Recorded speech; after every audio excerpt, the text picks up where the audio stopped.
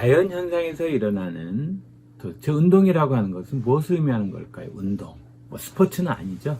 운동이라고 하는 것은 기본적으로 내가 어느 자리에서 어떤 자리로 얼마만큼 시간이 걸려서 이렇게 위치가 변했는가, 이런 것을 알아보는 걸 우리가 운동이라고 합니다. 많은 물체들이 운동을 하고 있죠. 매일같이 동쪽에서 볼 수 있는 태양, 밤하늘에 볼 수 있는 달도 운동을 하는 거죠. 자동차 싱싱 달리는 것도 운동을 하고 있죠. 우리 100m 달리기 운동을 하고 있죠. 자, 도대체 운동이라고 하는 것은 어떻게 정의할 수 있고, 또 운동이 일어나는 때에 어떤 현상을 우리가 수식화해서는 어떻게 또 적을 수 있을까라고 하는 것에 대해서 알아보는 시간을 갖도록 하겠습니다. 물체의 운동에 대해서 우리가 먼저 알려면 물체가 어디 있다 어디로 이동하는가라고 하는 것을 추적을 해야 되는데, 그걸 나타내는 말을 우리가 물체의 위치라고 합니다. 위치. 자, 물체의 위치를 얘기하려면 장소라고 하는 개념과 위치라고 하는 개념을 우리가 개념 정리를 하고 넘어가야 되는데요. 장소라고 하는 것은 어떤 물체가 있는 곳 또는 물체가 차지하고 있는 공간, 이걸 가리켜요. 곳, 공간, 이런 개념이 있죠. 위치라고 하는 것은 공간상의 위치를 어떤 기준점으로부터의 방향과 거리로 나타내는 겁니다. 다시 말해서 장소라고 하는 것은 물체의 이름이나 지명을 사용해서 나타낼 수가 있어요. 뭐 예를 들어서 경인교대, 뭐 인천 캠퍼스, 계산동, 경기 캠퍼스, 삼막로 122. 예. 그러니까 경인교대가 어디에 있냐 할 때. 그렇지만은 위치는 좌표계를 통해서 나타내요. 좌표계를 이용해서 나타내요. 그래서 이 좌표계를 통해서 나타내는 위치를 나타내는 방법을 크게 두 가지를 여러분들한테 소개하는데, 하나가 직교 좌표계라고 하는 거. 직교라는 말이 이렇게 수직으로 교차된다, 이런 뜻이죠. 그 다음에 극좌표계라고 하는 두 가지를 설명을 해 보도록 하겠습니다. 이 직교좌표 굉장히 익숙하죠. 좌표계는 물체의 위치를 과학적으로 나타내는 아주 대표적인 방법이에요. 수학 시간에도 다 했겠지만은, 직교좌표계는 이렇게 x축과 y축이 직각으로 서로 교차되어 있고, 이 x축에 투영되어 있는 어떤 값과 y축에 투영되어 있는 이 어떤 값, 그죠?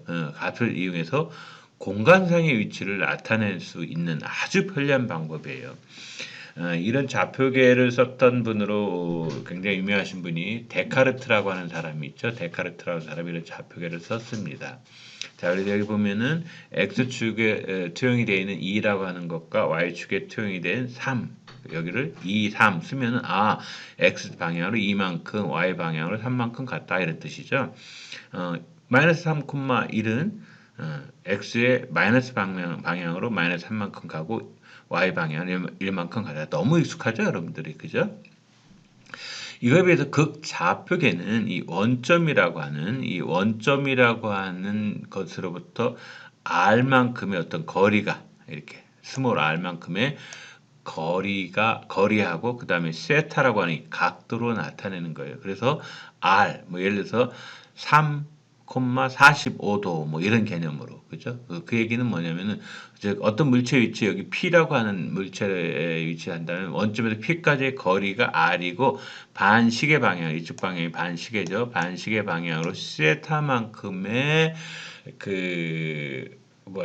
떨어져 있는, 다시 말해 극에서부터 원점에서 P점을 이은 선분의 각이 얼마만큼? 세타만큼 세타의 선분의 각으로 물체의 위치를 표시하는 방법이죠. 자, 대표적인 두 가지 좌표계에 대해서 한번 알아보았습니다. 이번에는 어떤 물체의 운동, 소위 운동이라고 하는 것. 자, 운동을 얘기하려면은 어느 지점에서 어느 지점까지의 이동한 거리하고, 어느 지점에서 이동한 그 지점까지의 위치의 변화를 나타내는 걸 표현해 줘야 됩니다. 그래서 기본적으로 우리가 이동 거리라고 하는 개념과 변이라고 하는 개념에 대해서 관심을 가져야 되는데요. 운동하는 물체는 시간이 지남에 따라서 위치가 당연히 달라지겠죠. 그죠? 이동 거리는 그래서 물체가 실제로 지나간 경로를 모두 합한 거리를 우리는 이동거리다 이렇게 얘기를 해요. 그래서 이제 어떤 시간이 지남에 따라서 물체가 이동하는 경우 출발점에서 도착점을 잇는 선분을 그리고인데 그가 빠졌네요. 그릴 수 있고 이런 뜻이겠죠. 그리고 이 선분을 통해서 물체의 위치 변화량을 거리와 방향으로 나타낼 수 있는데 이것을 변이라고 합니다. 이게 뭔 소리야? 라고 생각하면 그 그림을 보면 금방 알아요. 자, 이동 거리라고 하는 이 출발점에서 도착점까지 이리로 갔다 저리로 갔다 뭐 어떻게든지 갔어요. 이렇게 지나간 경로를 모두 합한 거리를 우리는 뭐라고 그래? 이동 거리. 그런데 변이라고 하는 것은 출발점과 도착점을 선분으로 쫙 그어.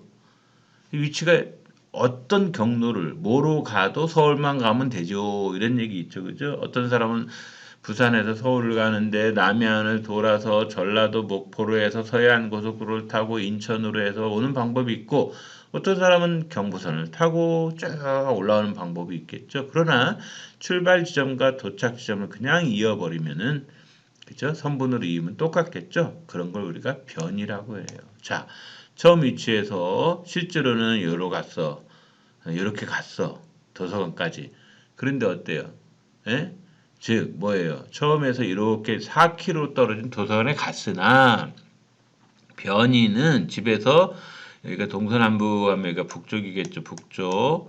오른쪽이 동쪽이라고 치면 그 변이라고 하는 것은 북동쪽 방향으로 2km이다. 변했다 이거야. 그러니까 물체 실제 이동 경로와는 관계가 없어. 뭐가? 변이는.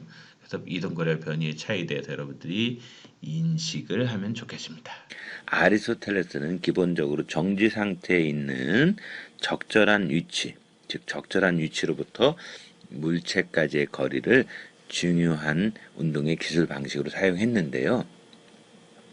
갈릴레오 같은 경우는 아리스토텔레스의 이 전통적인 개념을 타파하고 운동을 기술하는데 빠진 중요한 요소로 뭘 들고 나왔냐면 시간이라고 하는 걸 들고 나왔습니다. 즉 운동을 시간에 대한 변화율로 기술한 거죠. 다시 말해서 우리가 어떤 양의 시간 변화율은 그 양을 시간으로 나눈 거잖아요. 예를 들어서 어떤 일이 얼마나 빨리 일어났는가 또는 어떤 양이 어떤 시간 동안 얼마나 빨리 변화했는가 이걸 보는 거는 기본적으로 어떤 시간 동안에 얼마나 빨리 변화했는가 이거잖아요. 그래서 운동을 기술하는 시간 변화율은 우리가 일반적으로 이 지금 등속 운동에서 이 선형 운동에서는 속력이라고 하는 걸 생각해 볼 수가 있겠습니다. 속력은 물체가 얼마나 빨리 움직이는가를 나타내는 양인데요. 일반적으로 그 이동한 거리를 시간으로 나눈 값이죠. 즉 시간의 변화율이잖아요. 그래서 여러분들이 중학교 때 소위 V 이동한 거리를 뭘로 나눴다? 시간으로 나눴다. 이런 공식을 외웠던 기억이 날 겁니다. 결국에는 이 속력의 단위는 이동한 거리 미터라고 할까요? 1초 동안 그 미터 퍼 세크라든가 혹은 킬로미터 퍼 아워 이런 걸 우리가 속력의 단위로 사용하게 됩니다. 자, 자동차를 몰고 갈 때 보면 속력계의 바늘이 막 움직이잖아요. 디지털식 같으면 이제 숫자가 막 올라가죠. 이런 속력계의 바늘에 나타나는 어느 한 시점, 한 순간에서의 그 속력을 우리가 볼 수 있죠. 이런 걸 우리는 순간 속력이라 그래요. 우리 초등학교에서는 주로 이제 평균 속력을 흔히 얘기로 들죠. 예를 들어서 서울에서 부산까지 가는데 어느 때는 뭐 경부고속도로가 막혀서 시속 10km에서 30km로 가다가 어느 때는 또 뭐 110km짜리 도로는 110km 달리고 그래서 여하튼 뭐 중간에 시속 30km건 100km건 110km는 이걸 총 더해가지고 걸린 순간순간에 속력은 빼고 총 이동한 거리를 총 이동한 시간으로 나눈, 즉 전체 움직인 거리를 걸린 시간으로 나눈, 이걸 우리가 평균 속력이다 이렇게 이야기를 하고 있습니다. 자, 학생들은 속력과 속도를 구별을 잘 안 하는 경우가 있습니다. 흔히 속도는 백타량이다 이렇게 얘기를 해요. 그러니까 넓은 의미로 말한다면 속력이나 속도라는 용어를 같이 사용할 수 있지만은 이때 제가 속도는 백타량이라고 그랬잖아요. 즉 엄밀히 말한다면 이 두 용어는 명백한 차이가 있어요. 우리가 보통 우리는 시속 60km로 움직여라고 할 때는 물체의 속력을 말하는 건데 이거를 우리는 북쪽으로 시속 60km로 운동하고 있어 이럴 때는 물체의 속도를 말하는 겁니다. 즉 속도라고 하는 것은 운동하는 방향이 그죠? 방향을 얘기하고 있습니다. 그래서 이 속도는 방향이 굉장히 중요하다. 예를 들어서 이런 표현을 한번 볼까요? 일정한 방향으로 일정한 속력으로 운동한다. 이걸 줄여서 얘기하면 뭐예요? 일정한 속도로 운동한다. 이렇게 하죠. 왜? 왜? 방향이 이미 속도 안에는 포함이 되어 있는 거기 때문에 그렇습니다. 예를 들어서 이런 거 해볼게요. 동쪽으로 여행하는 자동차의 속력계가 시속 100km를 가리킨다. 이 자동차는 서쪽으로 시속 100km로 여행하는 이 자동차는 서쪽으로 시속 100km로 여행하는 자동차를 통과하는데 두 자동차는 속력을 같은 속력을 갖고 있다고 말할 수 있느냐? 그렇죠. 갖고 있다고 말할 수 있죠. 그렇지만은 같은 속도를 갖고 있다고는 말하면 안 돼요. 왜?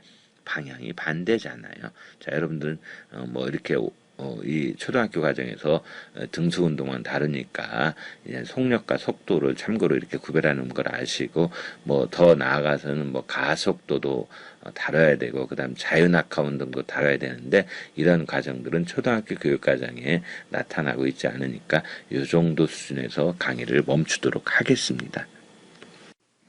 자, 아리스토텔레스의 운동에 대한 기본적인 생각은 뭐라고 했습니까? 물체가 계속 운동을 하려면은 어떻게 밀거나 당기는 힘이 필요하다. 이렇게 얘기했어요. 그래서 이 갈릴레오는 이것에 대해서 운동하는 물체에 만약에 교란이 없다면 물체는 영원히 직선상을 움직일 것이다. 그러니까 아리스토텔레스의 기본 원리를 부정한 거죠. 운동이 계속 일어나려면 뭔가 미는 힘이든 뭐 끄는 힘이든 뭐가 있어야 되는데 만약에 어떤 그런 물체 운동에 대해서 막는 놈이 없다면 계속해서 직선상으로 움직인다. 그러니까 벌써 둘이 생각이 다른 거죠. 유명한 경사면 실험입니다. 자, 우리가 가장 기본적인 거다. 운동을 계속 하려면은 아리스토텔레스는 밀거나 당기는 힘이 필요하다 그랬고 갈릴레오는 영원히 교란이 없다면 직선상을 움직인다. 이게 이제 소위 관성이라고 하는 걸 도입을 하게 되는데요. 운동이 계속 움직이는 걸 아래 그림의 유명한 갈릴레오의 사고 실험이라고 하는 걸 한번 봅시다. 처음 이 위치에서 처음 경사진 면에서 공을 굴리는데요. 공을 굴리게 되면은 여기에 올라갔던 높이만큼 처음에 이렇게 내려갈수록 속력이 증가하겠죠. 그래가지고 경사면 위로 가면서 속력이 점점점 감소하지만 그때 높이 올라가는 높이는 처음 위치하고 같은 높이다. 근데 만약에 이 각도를 여기다 각도를 좀 이렇게 어떻게 그 각도를 이렇게 해봤어요. 더 크게 벌려봤어요. 그러니까 경사면을 좀 낮춰봤어요. 그래도 여전히 처음 위치하고 여기를 경사면을 따라 올라가는 위치는 똑같은 위치까지 그렇지만 더 멀리 굴러가게 되죠. 이걸 점점 이 기울기를 점점 이렇게 낮춰서 결국 어디까지 수평으로 이렇게 만약에 했다 그러면은 어떻게 되겠느냐? 이것은 이 높이에 도달하지 않잖아요. 처음 위치에. 그러니까 영원히 갈 것이다 라고 하는 즉 마찰력이 없다면 여기서 교란이라고 하는 마찰력이 없다면 계속 갈 것이다. 그래서 이러한 것들을 이 사람은 운동하는 물체가 운동을 계속하려는 이와 같은 성질을 갈릴레오는 관성이다 이렇게 얘기를 하면서 관성에 대한 갈릴레오의 개념은 아리스토텔레스 학파의 운동 이론을 도저히 더 이상 믿을 수 없는 것으로 만들어 버린 거죠.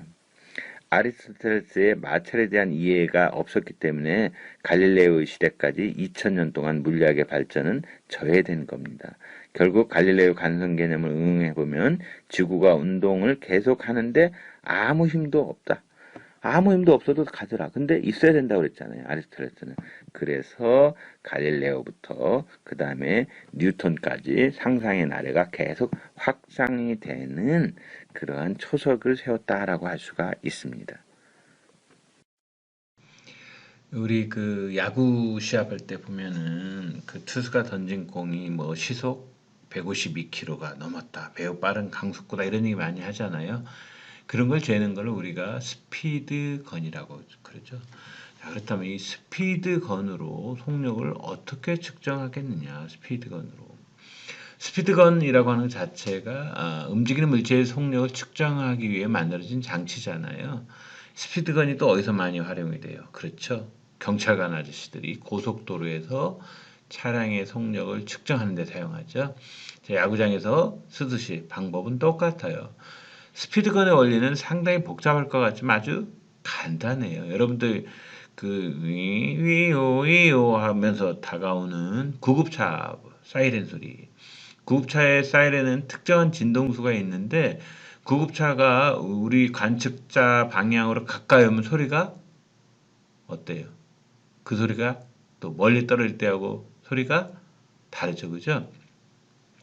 만약에 관측자 방향으로 이동하고 있으면 사이렌의 진동수가 커지게 돼서 소리가 원래보다 높게 들리게 되고, 만약 느리게 다가오고 온다면 원래 소리보다 조금 높게 들릴 것이고, 그리고 빠르게 다가오고 있다면 원래 소리보다 더 높게 들릴 것이고, 스피드건도 마찬가지예요. 스피드건은 다가오는 자동차나 투수가 던진 야구공에 쏜단 말이에요. 여기서 그림에서 보면 이렇게 쏘죠. 그러면은 그 자동차나 공이 다가오는 속력에 따라 반사되어 나오는 진동수가 달라지게 돼요. 이 변화량을 계산해서 보여주는 게 바로 스피드권의 원리라고 할 수가 있습니다. 진동수를 차이를 우리가 보는 거죠. 입사된 것과 반사된 것. 자, 아시겠죠?